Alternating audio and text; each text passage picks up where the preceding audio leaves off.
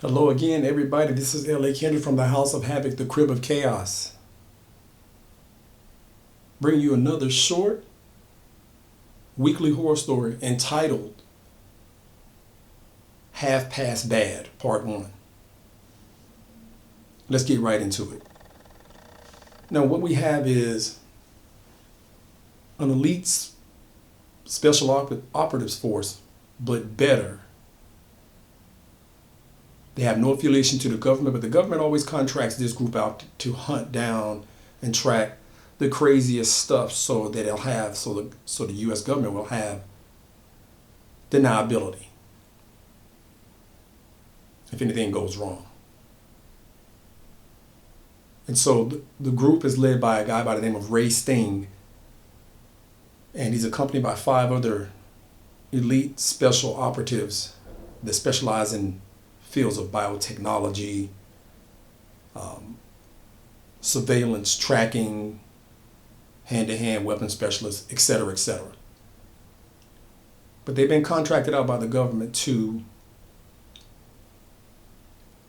see about this rogue group that's been doing some really crazy stuff in the local area. Bioterrorism, human manipulations, chemical warfare, biochemical warfare, you name it, these guys are doing it. So Ray Sting and his group have been extracted, and they're not telling them they never tell them where they're going. They just get them and they drop them. So Ray and his group have been there for about a week, because they definitely always only take missions that actually speak truth to power when it comes to government stuff. Because you have sometimes the government will say that, oh, this was that or this or that, and it not be true. Ray won't take those kind of missions unless it has some validation to it and legitimacy. He won't waste his time. So they do their surveillance and it checks out to be really bad. So Ray and his group don't waste time. They go right in. And they just rip straight through that organization. Tremendous firefight. Bodies are flying all over the place. Scientists are being cut up, ripped to shreds. It's just unfair what Ray's team has done to him. So what Ray does at this point, after the dust settles, he goes in, takes all the intel, puts it on hard drives. His biotech does this thing, gets a sample, and they come back out of the building. They leave the building and they set the explosives once they're outside of the cave, because that's where it's sealed, and it's concealed in the side of a mountain. And then it just exploded. When they do that, Ray hits the extraction beacon, and then all of a sudden the equipment is located, and it shows them that they're about 2 miles away from the extraction point, which is just basically a house, a small building, not even a house, a small building that's been well camoed,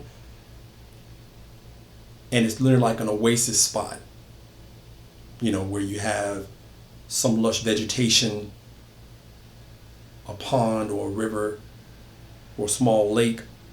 Let's just say a lake or a pond, some palm trees, and it's just it just looks completely out of place in the desert. But you see a lot of that in the big deserts of the world. So they make their way out towards the extraction point, and they have 12 hours before pickup. So they're doing their thing and they're trekking out and they're talking about the mission and what just happened and how it was a success, because they haven't had any casualties within their group thus far. And they make it to the extraction point, and they do recon to make sure that the place hasn't been compromised. And it hasn't. But Ray's looking around at the ground, And he tells the rest of the guys, you guys can go in, but he keeps one of the track. He keeps the tracker outside with him, and the rest go in and check on the CCT cameras and make sure that there's enough food and the cots and the bunks and everything. You know, they're able to relax, and even got a video game system set up in there for them to kick their feet up and relax and do whatever they have to do until the extraction.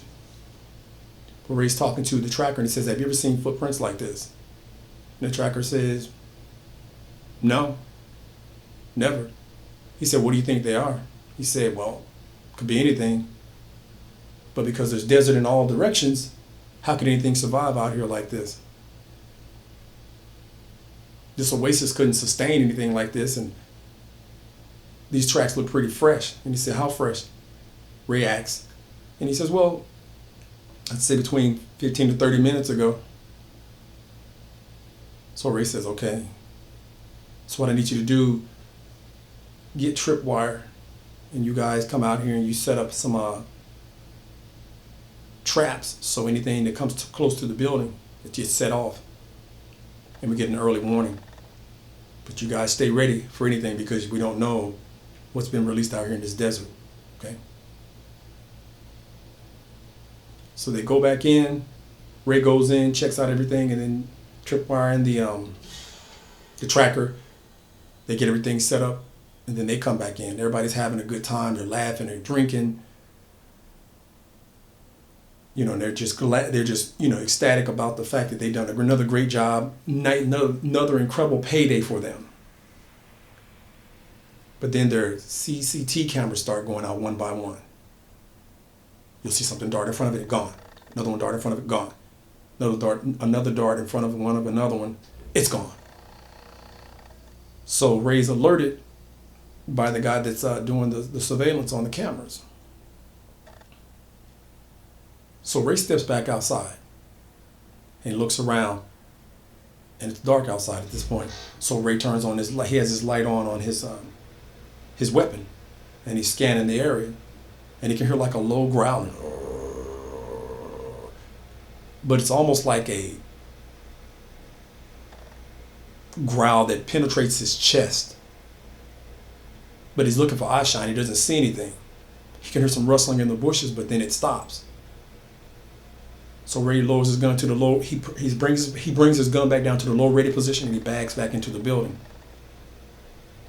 And he lets the guys know, hey, I don't know what that is outside, but you guys stay ready because it's probably responsible for those footprints. All I could hear was low growling, and I could hear some rustling in the bush around us. And as soon as he says this, something climbs on top of the building. And then something climbs on the other side of the building, climbs the wall. And then something, boom, against the sally port door. And everybody brings their guns up, laser sights drawn and focusing right on the door where the boom came in.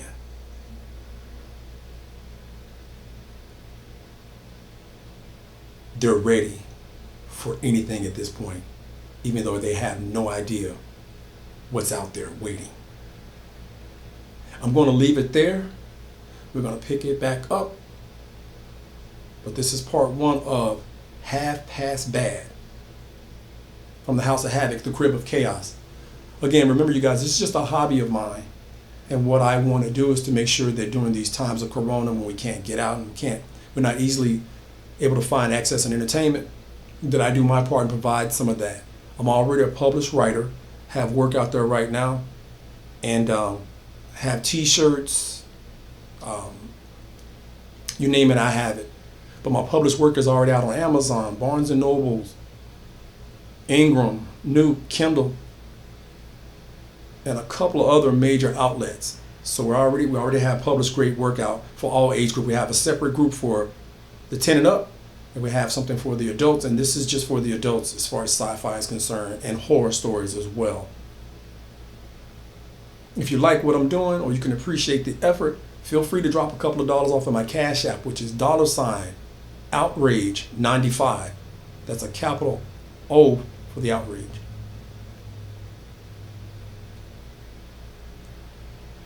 And this has been L.A. Kendrick. Make sure you check the dark recesses of your home. Make sure you check your closets. Check under your beds. If you happen to work at night, make sure that you check and be mindful of your surroundings. And when you leave, check under your car. Don't be lazy, because you never know what's lurking in the dark, waiting to make you a story. And this has been L.A. Kendrick, bringing you the heavy.